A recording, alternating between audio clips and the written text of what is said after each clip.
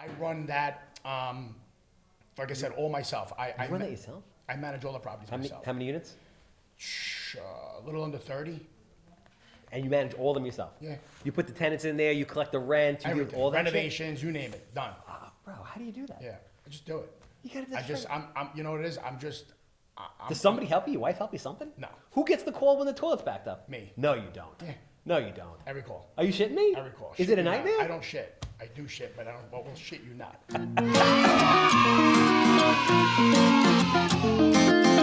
Yeah, kid. Welcome everybody back to another episode of Smells Like Cappy with Handsome. I'm your host, Charles Weinraub, a.k.a. the Handsome Home Buyer, formerly the Captain Permit, but we still love Captain Permit, 516-513-8838. In the Latino community, I'm known as... Charles Weinraub. El Chulo de las Casas. Something like that. El Judío Maravilloso. All right, so before we get into it, and this makes sense because this and every other podcast is sponsored by Cardinal Financial, specifically Sal Rizzolo, out of the new Patchogue office. You know him, you love him. If you don't know him, you're going to love him. You got to meet him. You know what a big problem is? Tell me. But it's no longer a big problem. Oh, you're an investor. One of the 4 million things that you do, which we were just talking about offline, which is going to be very interesting to talk about online. So you flip houses. You've done new construction. Obviously, you're in the mortgage business, so you deal with that. But I'm sure there was a time when maybe you weren't, or you can kind of empathize with me, which is you work hard, you buy this house, you take a risk, you renovate it, you get it on the market, somebody wants to buy it, you're going to make some money, it goes under contract, and then 2 months later, you get a denial letter because the LO didn't tell you about like the 14 bankruptcies and all the other bullshit that he or she lied about. And that was the struggle that I was having that I no longer have because Sal Rizzolo underwrites every single deal that comes through of the 70 to 110 houses a year that we do. So thank you for enabling Sal to help me make more money. Our pleasure. Sal's a great guy. I mean, listen, I can't say enough good things about him. You know, you're in the business, so you're seeing firsthand exactly what goes into this. The beautiful thing about dealing with a guy like you is that you've dealt with all of the rest. You know, and I hate to be cliche and say you've dealt with the rest, now you have the best, but the truth is that's what it is. Like, Sal's one of the best. Cardinal Financial is the best. I've been in this business 20 years, my partners included. With all of our tenure in the business, we're probably 75, 80 years in the business. That's 80 years worth of, mortgage IQ / a wealth of mortgage knowledge.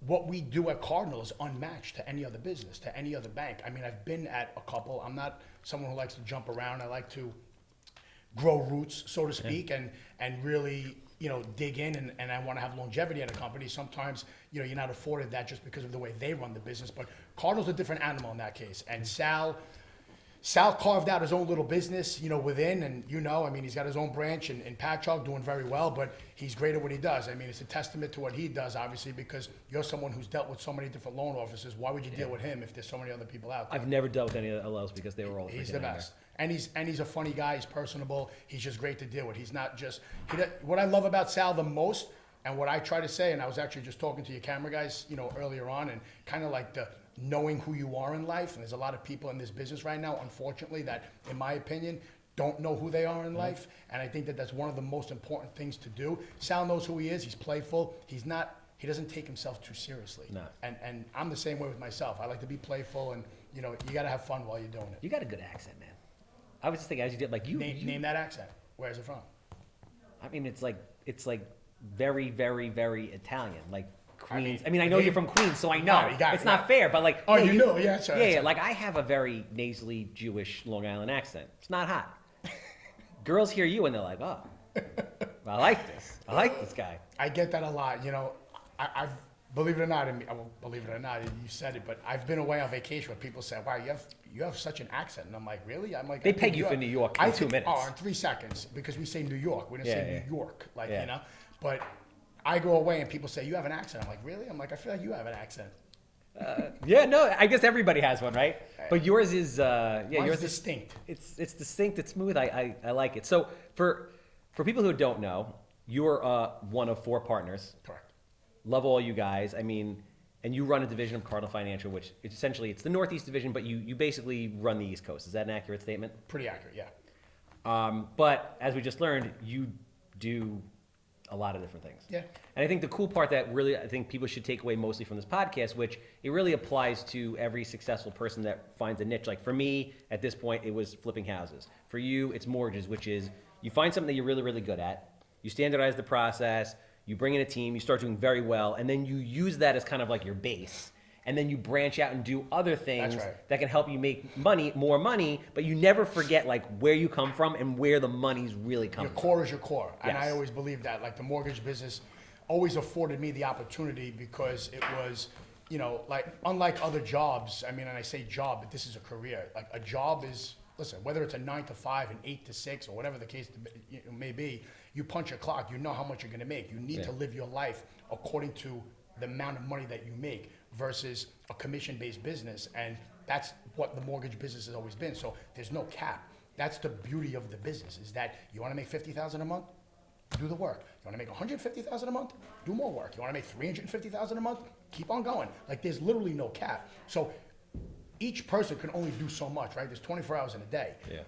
But if you're building your business out the way you should, and you start bringing people in and actually growing the business, and this is what we predicate, like that's our thing. It's don't build a pipeline, build a business. Yeah. We say that all the time, and unfortunately in our business, a lot of the people now, and I hate to say this, they think they have a business, but they have a pipeline. When that pipeline closes, there's nothing left. They basically have a job. Exactly. Like I was doing a clip the other day. And listen, I'm guilty of this, and I think a lot of small business owners are guilty of it also. Even big business owners, you get stuck sometimes in the minutia of what goes on in your business, and you're not working on the business, and as a result, you're frustrated. You can't grow it properly. Working in the business. Exactly. Which is interesting because you found a way to do that, but then you're still originating loans. Yeah. And you have all this other stuff going on. So just kind of like give people a 30-second kind of highlight of, all the different things that you have your fingers into. All right, so yeah, I mean, look, the mortgage business is my baby, right? Yeah. That's kind of where it started for me. I mean, it didn't start there. I worked on Wall Street, I traded and everything else, and then I got into this business because I had a zest for real estate. So I have a pretty substantial real estate portfolio that I own and manage myself. I don't Greatest have thing anybody. ever, isn't it? It's the best. Rental properties are the greatest thing in the world. It's the best. It's residual income Yep. at its best, and you own an asset that creates liquid net worth. Yep. So I run that. Like I said, all myself. You run that yourself? I manage all the properties myself. How many units? A little under 30. And you manage all of them yourself? Yeah. You put the tenants in there, you collect the rent, you do Everything. all that shit? Renovations, you name it, done. Bro, how do you do that? Yeah, I just do it. You gotta do I just, I'm, you know what it is? I'm just, Does somebody help you? Your wife help you something? No. Who gets the call when the toilet's backed up? Me. No, you don't. Yeah. No, you don't. every call. Are you shitting me? Every call. Is Shit it a you not. nightmare? I don't shit. I do shit, but I don't, well, we'll shit you not. Doesn't bother you? Doesn't bother me. You know what it is? I have them running almost like they just kind of go. They're on an assembly line. They just, you know what I mean? It's just, it's on autopilot at this God point. bless, man. I have condos, so I have a maintenance guy there, whatever. So a lot of those calls come into the office. Okay. But everything outside of that, it comes to me, unfortunately, and I just delegate it out. I always said, like, look, I'm not the smartest guy in the world. Not by any stretch of the imagination. I may not be the smartest guy in this room. If I'm an A student in what I'm dealing with at that time, I'm attacking that. If I'm a B student in what I have to go after, I'm going to surround myself with the guy who got the A in that, and I'm going to delegate the work to him. That's how I run my life. That's smart. But yeah, so getting back to what you just asked me, so the mortgage business, yeah, that's my core business. It's been my core business for the last 18 plus years, 18, 19 years. The real estate, I've always had a zest for that. Yeah. Buying, selling, flipping, holding, the whole 9 yards. I manage all that myself. In addition to that, I have a ticket brokerage business that I've owned for the last 8 years. How is that business with like StubHub and everything else? So there's a big misconception with that. Everybody thinks StubHub is a ticket broker. StubHub is not. They're just a platform. Yeah. So StubHub is the smartest guy in the room. He's the just to give you a little bit of color, he's the contractor who doesn't own a truck, doesn't own anything. He owns a shovel maybe and a hard hat, and he delegates the work. So what do? They get a guy like me who's got the inventory with the tickets amongst 3,000 other brokers. They put them on their platform and they charge a fee when you check out. Do you sell on StubHub? I do. Do you Did you ever buy on StubHub? I have. You probably bought one of my tickets. You don't run that business yourself, do you? That I do not run. Okay, there's no way. That I don't run. So I have 3 partners in that, but 2 of them have 35 years in the business combined, well, each together. They've been partners for 35 So- years. So they run that end of it. We were just monetary partners. I was but going to we say, are- you're the bank. Yeah, we're monetary partners in that aspect, but we're involved in all the decision making. Believe How it or is not. that business?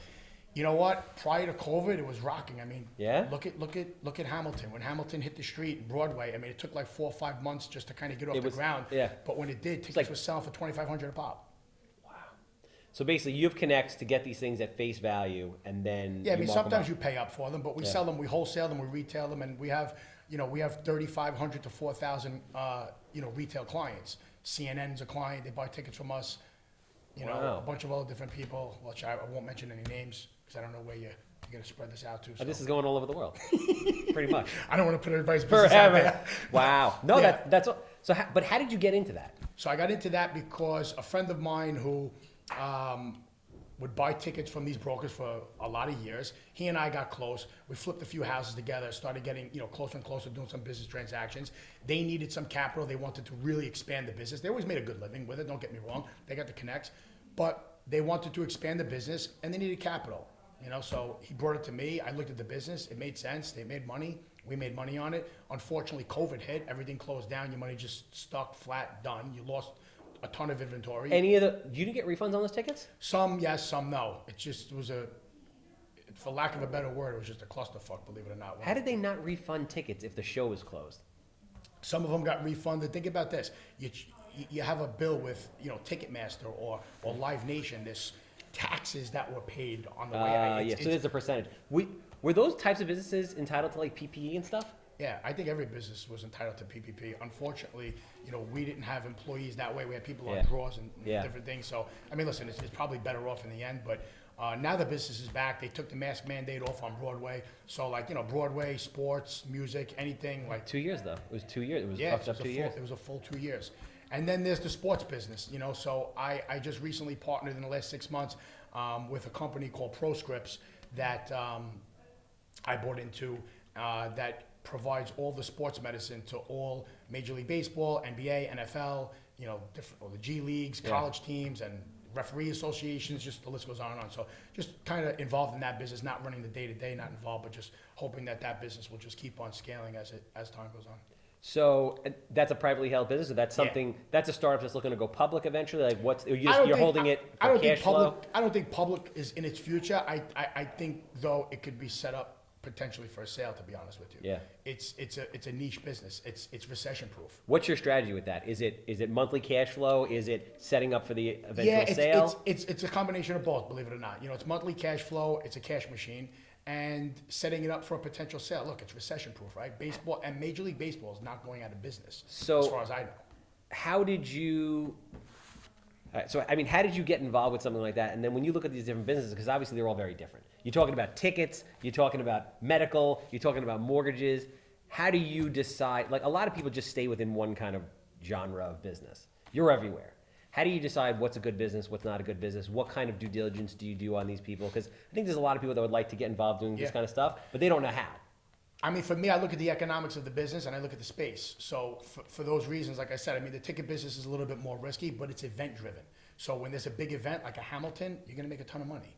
When there's nothing going on, like unfortunately COVID, you're not going to make a ton of money. Yeah. So it's an event driven business. It requires a lot of capital, but you can control it. Yeah. You don't have to put $10 million into tickets. You could put it. I mean, you don't have to put anything. You could just be a broker that takes an order, goes on a platform, finds a ticket, puts a little spread in between. You have no risk.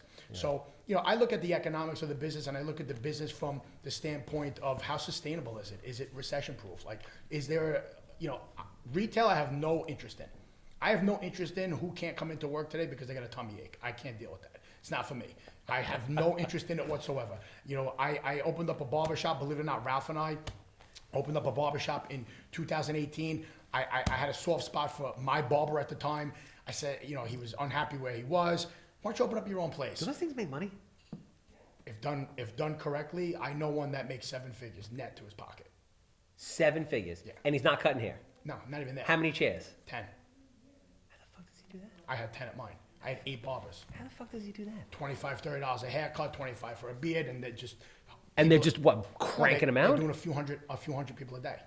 But don't those guys just pay for like the chair? No, you can do that, but this guy, And that's how we had it. We had it modeled out where they were getting paid per day. So if a guy gets paid 150 a day or 170 a day, he's Okay. coming in. If he cuts 30 heads and puts 800 in the register, make But the difference. what's his incentive to crank out people? Well, and you do a give good them job? bonus structures. Yeah. You know? Wow. So they were doing that. We opened up that shop, and we did it because I had a soft spot for the barber. Like I said, open up your own place. I don't have the money. I'll open it for you. Dummy me. What do I do? Because I'm OCD and I'm crazy. I go find this beautiful space. You can look it up. It's called Barber Chops. It's still open. The guy who we sold it to, he's a great guy. He's doing very well. But the place is beautiful. Yeah. It doesn't look like anything like what you would see in a traditional barber shop. Did it make money or not?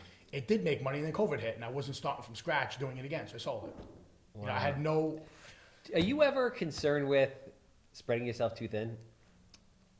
Not really, no. So I met with. And the reason for that, just to answer your question, is I have partners in my businesses. Like I'm 98% of my day is mortgage related. Okay. The other 2% So is 2%. It wouldn't even matter. how do you vet? All right. So basically, in other businesses, you're basically betting on the jockey, whoever's going to run the business. So all right, you look at a business, you're like, all right, I like the space, I like the market cap. There's enough clientele in it. It makes sense. The margin's there. All right, cool.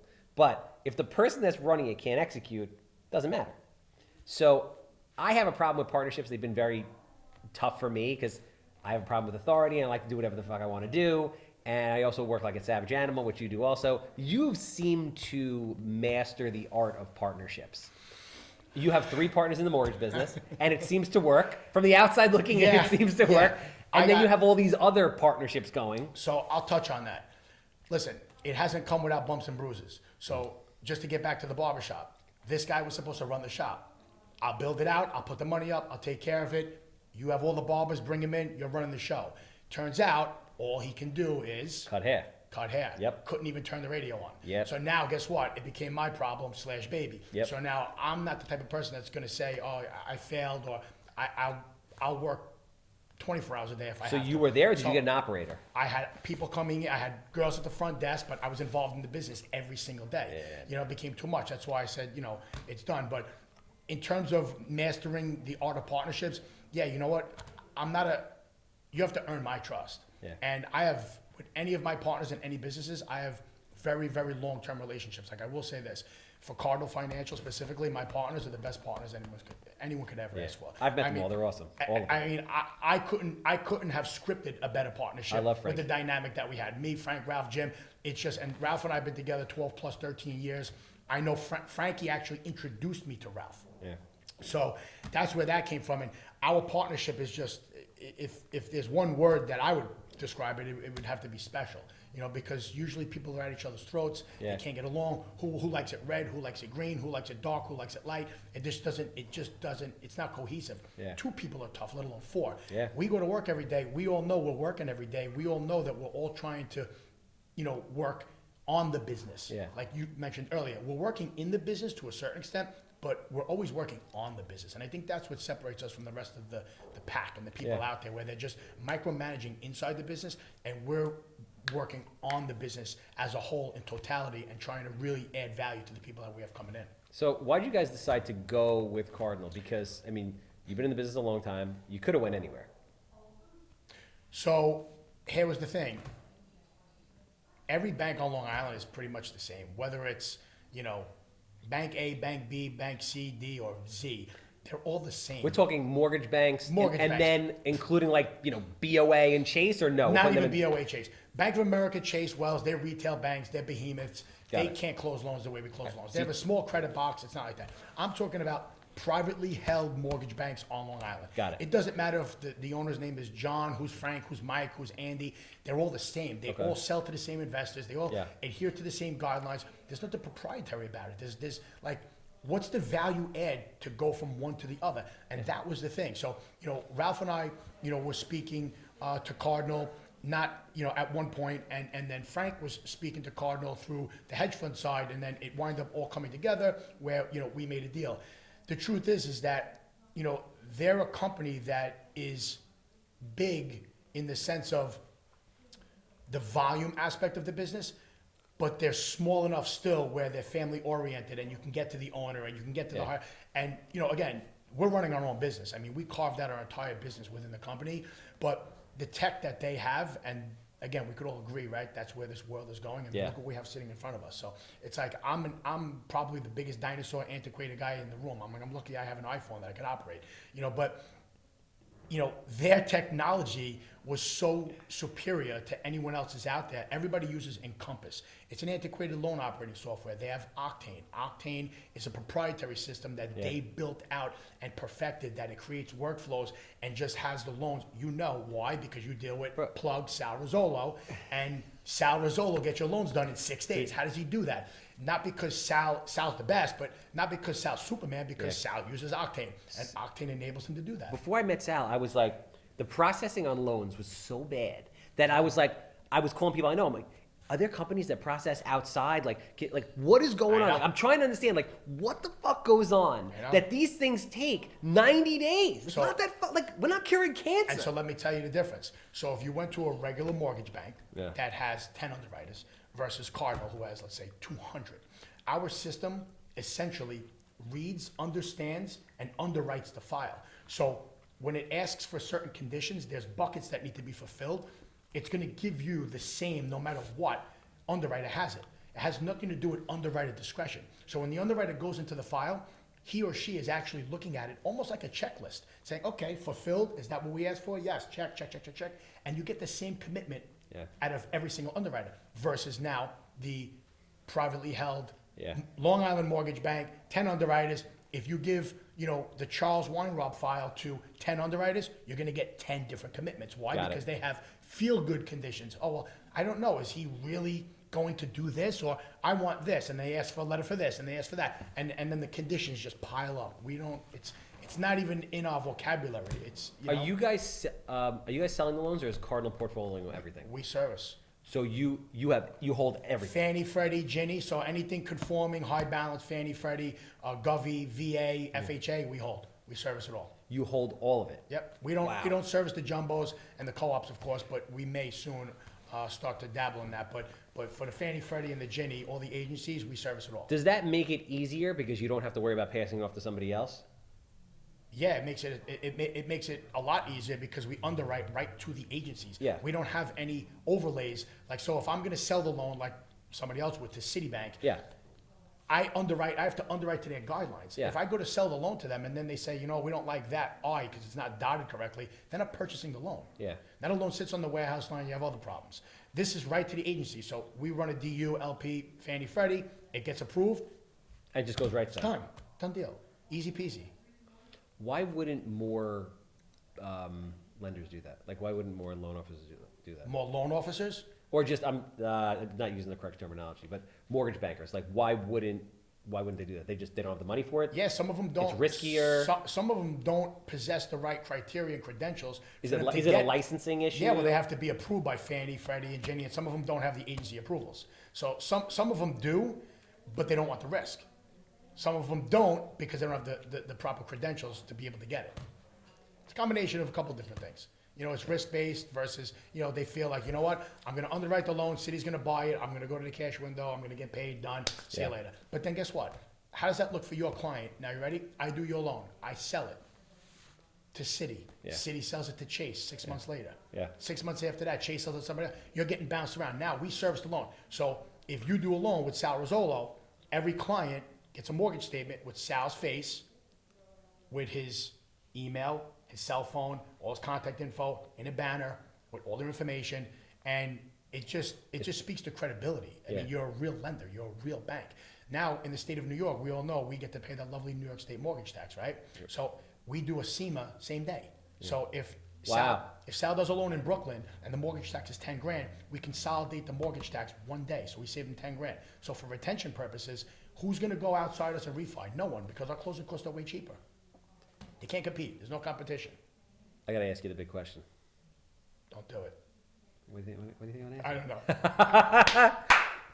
What the fuck is going on out there right now, man? What's going to happen? Shit. Your boy Frank is like literally has a crystal ball. Yeah, so I call him every 3 weeks. I'm like, yo. Frankie's pretty good. I gotta say. Like, he actually scares the shit out of me. Yeah, He's Nostradamus good. Yeah, You know, it's crazy. Yeah, he's on it. I mean, look, it's a loaded question. What's going to happen out there? I mean, I think we could all agree. I mean, I think the market's going to digest a little bit. I think it's going to let out a big belch at some point, and it's going to kind of, come down to a little bit more reality. How much and where? I think it's going to be based on. Personally, I think it's really going to be based on the area. I think certain areas aren't going to see it as much. Will they see it? Yeah. As much as others? I don't think so. Like you and I spoke before we turned the cameras on. We were speaking about the Hamptons. I'm seeing the Hamptons. I mean, it's insane. I mean, people are fighting over $10 million, $20, $30 million homes cash. So they're a different animal. The high end isn't suffering the same way that the not. lower end is. It's not. The lower end, and I think the bigger issue, and it's funny because Frank and I just had this conversation yesterday. Everybody's worried about interest rates, right? Yeah. Everybody's worried about the value of the homes. Interest rates are up. No one can qualify for mortgages and whatnot. What about the fact that we're in a recession? I think we could all agree, right? Yeah, we've been there for 9 months. Target missed today. Yeah. The stock was down big. People aren't shopping in Target. You got problems. Yeah. Like, bro, you can get a whole wardrobe there for $180. Like an entire wardrobe. If you're not shopping in Target, guy, we're in a recession, right? We could agree we're legitimately in a recession. What about the people that are now on the brink of losing their jobs? And now, if this gets worse, massive layoffs in different companies, those people that were out there looking for homes, they're off the block. Like, they're done. It's not a question of not qualifying because my debt ratio is a little bit off. It's not qualifying because I am now unemployed. Yeah. Like, that's a whole nother animal. The weird thing about this one is, like, this is a weird one because there's a lot of job opportunity out there. Like, I see a lot of job opportunity out there, but yeah, I mean, listen, people are getting laid off. The jobless numbers are going up. That's 100%. It's just, this is a funky one. Yeah, it's tough. I mean, people compare it to 2008 and, Nah, it's 07, not the same. 08, It's and not I the say, if you lived through 07, 08, like, this is nothing like it. Like, this has duration. 07, 08, it was an isolated incident, where Wall Street had certain products out and they were banking on the yields going up and, 100% financing and the market imploded and whatnot. What'd they do? They took away stated loans. They infused some capital into the industry, into the markets. They bailed out a couple of big banks. And guess what? 6 months later, back to business with the normal products. Yeah. This is totally different. Like, this is an economic issue. This is not shit. We shouldn't have leveraged 100%, of the property without verifying the income. That was one issue. This is totally separate and distinct from that. And I think that this is something that we could already agree has duration, will have more duration to it. And look, rates trickled down a little bit this week and the end of last week, but overall, I still think that we see rates higher. I think that there's still going to be a little bit of a bigger shakeout. So Frank, did Frank tell you his theory about the slingshot thing? No. So Frank has actually been saying this for a while, and I was like, bro, God willing, I hope you're fucking right about this. Where he's like, all right, listen, rates are going to go up to the end of the year. He says, and then like Q1 of next year, maybe beginning of Q2, he's like, they're going to drop the rates. There's going to be enough pain. They're going to drop the rates to like 4.5 to 5.5%. And I'm like, that's crazy because we'll get a shot in the arm for maybe like 6 to 12 months, but then the world's going to implode. He goes, Yeah. I think they're going to do it. Yeah. I mean, look, I don't disagree with that. We speak about it all the time.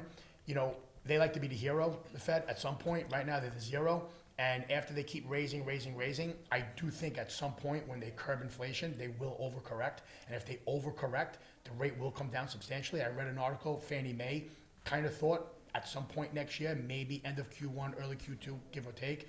They started talking about rates going down? That Fannie Mae thinks that rates could be 4.5%. A lot of the economists, and analysts in that space also feel, that rates could potentially settle in between that 4.5 to 5.5 spot. So is it doable? I got a bunch of $1 million houses I'm building right now I got to get rid of, man. I would fucking be so goddamn happy. From your mouth to God's ears. I mean, listen, that's what it's about, right? It's about affordability. And, like, people don't realize, like, I was doing the math on a $600,000 loan, which in this market is not a big loan, anymore. What's the payment? $5,500 a month? No, it's from where the rate was to where it is now, it was like a $1,600 a month difference. Yeah. That's a big deal. Think about that. $1,600 a month is what? 16 and another. I thought it would be more. It's 19, almost 20 grand a year call. For them to spend that, a borrower with taxes has to make 40.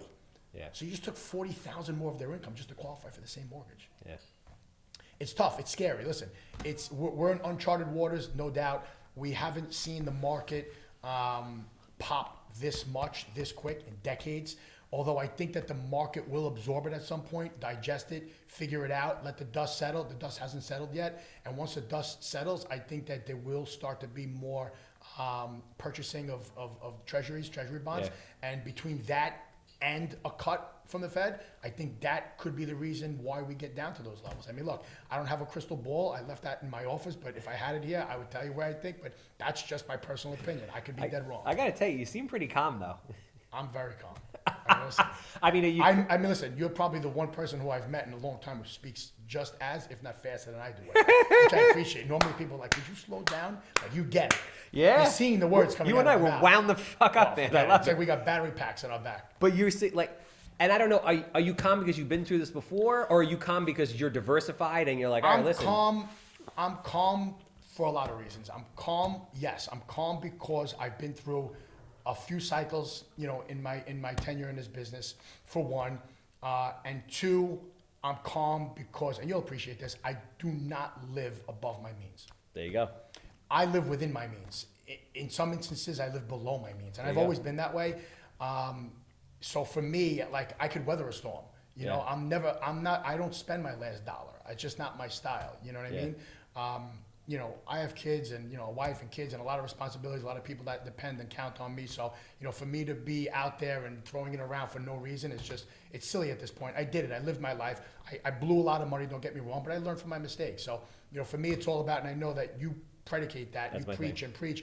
And I know when you came to the office in Melville, you were saying it, but I tell my guys all the time, save your money. Yeah. Just like that. Save your money. It's going to rain.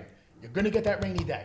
You know, in the last 2 years, a lot of people made a lot of money. A lot of people didn't deserve to make the money, made a lot of money. It's fine. Listen, great. To each their own. I'm blessed. I'm happy for everybody. They made money. But you can't make money for a year or two and then go buy a $3 million house and a $400,000 car. Just doesn't make sense. Like, if you're making that money 10 plus years and you have the savings and you know it's going to continue and you know you're going to see a little continuity, maybe you could start, you know, loosening the straps a little bit, but it's too much too quick for a lot of people, and I think they're going to get stung. But then there's guys like you and I, you know, I don't want to use the word prey because I don't prey on people that way, but There's opportunity in situations. when the opportunity presents itself, guess what? I'm there. I'm ready. I'm running into the burning building. They're running Yeah. out. I'm running in. Yeah. And that's No, how I've sure. gotten a lot of my deals. I think the last thing I'm curious about is in situations like this, like there's a lot of guys in your office. Most of them are young. Yeah. They haven't, I mean, listen, the economy has been good since 2008. These kids, this is 15 years, 14 years. These kids, they've never seen it. They don't know. They don't know what a recession looks like. They have no idea. They've never seen this market. So they've been very, very lucky. Like, I remember being in business. I owned a body shop, a Mako franchise. And I remember being 28 when it hit, and it's like somebody shut the world off. I know. And I had to go through all that shit, and I remember it like it was freaking yesterday. How do you keep these guys motivated, keep them in the business? Because a lot of people would run, try to do something else, try to get a regular job. Because the cool thing about, if you're built for it, the cool thing about a commission-based business is the sky's the limit. You said it better than anybody before. You I want think to Biggie said that first before me. But Did he? Yeah. All right, well, credit Biggie. Next time, you credit yourself. That's the way I do it. So, how do you keep these guys motivated, engaged? So yeah, it's a good question, and I think that's kind of a testament to us, the four partners. You know, we're engaged, we're ingrained in the business every single day. Like, we're in, on, around, and about the business. So they see us in the trenches with them. You know, it's not like, you know, we're out living this lavish life and we're not in the business working all day. So they see that we're doing what they're doing, and we're providing opportunity. Like, you know, we just landed the Compass account. So, you know, we have Compass, Queens, Brooklyn, Long Island, it's 28, 30 offices, whatever it is. That's so, awesome. you know, we're plugging people into these accounts. You know, these are things, and that's exclusive to us. There's not 5 banks in it. It's just us. That's it. So it's things like that, Northwell Health, and all of these different affinity relationships that we as the partners bring to the table. It allows them to understand, like, look, we're out there grinding for you guys because we want to help you grow your business. We're not the bank, we're not the guys, not the division that wants you to sit in a desk, dial all day, make us it's the exact opposite. We're more like a fulfillment center. Like, guys, here's the opportunity we're giving you. Go out, extract the business, bring it in, we'll get it closed. And that's what we do. So I think it's a combination of that, and also the fact that people get spoiled and they get a little bit, I mean, look, you get a 24-year-old kid who makes, you know, who made $400,000 or $500,000. Where's he going? Like, he made 500 grand. Is he going to leave really and go get a job making 50, 60,000? He probably couldn't even get one right now to get hired to make 60, 70, whatever the number is. But guy makes 400, 500 grand as a kid. Like, he understands, like, wow, look at the opportunity I have. Yeah. And if a bad year is 200 grand, he's still in the top 1 percentile in the country. Yeah. So it's not the worst thing in the world. But I think it's all about staying grounded and staying focused and having your eye on the prize. Like, we know where we want to go. So it's just a matter of putting the pieces in place, the building blocks to get to that point. And that's what we do. And we stay true to it every day. I mean, you had Frankie on the show not too long ago. So you see my personality, Frank, Ralph, Jim. We're like one unit. It's man. a good cohesive It group of guys. really is. I mean, the dynamic that we have is unmatched. I don't know anyone in the business that has or does what we do. And we just continue to just show up every day. So, I mean, look, showing up is half the battle, right? Yeah. Showing up and answering your phone. If you could do those two things, you conquered probably 50, 60% of what you need to do for the day. Yeah. No, I agree. Tommy Schwann, I appreciate you. Thank you very My much for man. coming out. My pleasure. If anybody, LOs, looking to come to the bank, people looking to buy, agents looking to work with a great lender, how do people get in touch with you? Me personally, cell phone is always the best. And that Whatever number- you want to put out there. That number is 646-942-1500. Any questions, concerns, just want to say hello, give me a shout. Obviously, I'm the handsome home buyer. If you have a house that smells like cat pee, dated from the 1960s, 6 inches of mold on the wall, human waste, notes, commercial property, I'm easy. I'm a good time. You wanna buy it? Damn right I do. 516-777 sold. That's a wrap.